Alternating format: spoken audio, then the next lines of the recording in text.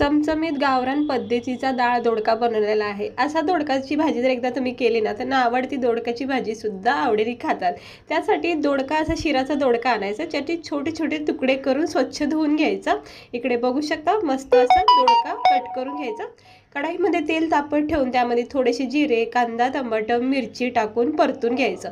थोडंसं परतून झालं की याच्यामध्ये थोडा गरम मसाला, थोडा धना पावडर, थोडीशी हळद आणि चवीनुसार मीठ टाकून एकजीव करून घ्यायचा।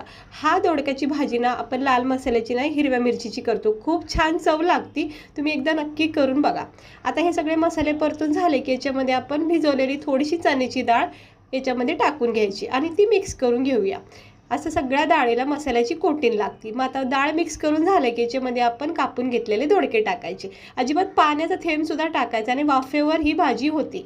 वरून शेंगदाणे लसूणचा कूट टाकायचा 1-2 चमचे, बस झाकण ठेवायचं आणि वाफेवर 2-3 मिनिटातच ही भाजी तयार होती। खायला इतकी भारी लागते ना, लाल मसाल्याच्या भाजीपेक्षा ना ही हिरव्या मिरचीची दोडक्याची भाजी ना इतकी चवदार टेस्टी लागते।